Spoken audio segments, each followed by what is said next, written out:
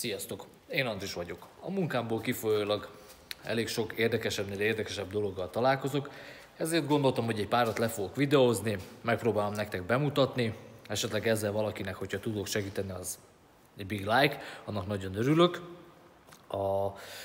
Az építőjelű kritikákat meghallgatom, igyekszek majd mindenre odafigyelni, minél jobban mindent, minél érthetőbben elmagyarázni, de sajnos én sem tudok mindent, úgyhogy ezt majd nézzétek el nekem.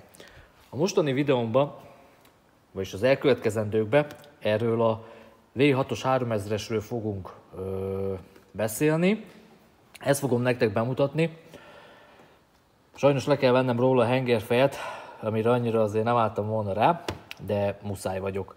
Miután élőadatokban megtekintettük a két utolsó hengerbe, tehát a 6-osba és a 3-as hengerbe, az élőadatok során a befecskendezők nagyon határértéken kívüli adatokat mutattak nekünk.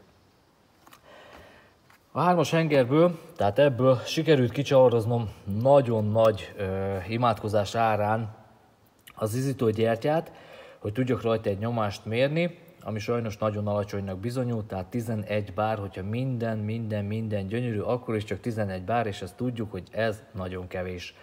A 6-os hengerből nem sikerült kicsavaroznom az izzítógyertyát, így ott nem is mértem egyenlőre nyomást, de úgy gondolom, hogy egyenlőre csak ezt az oldali hengerfejet fogom levenni, így egyszerűbb lesz a szerelés, ugye mivel ez egy hátul vezérelt, láncos motor, ha mind a két oldalt el fogom ereszteni, akkor ez egy kicsit úgy nehezebben fog működni, és mivel ebben a hengerben biztosak vagyunk, hogy nincs nyomás, tehát ez a henger ez sántít, így ezzel kezdem. Aztán meg majd megmutatjuk, vagy megmutatja magát a következő videókban, amit ti is fogtok látni, hogy igazam volt, vagy nem lett igazam.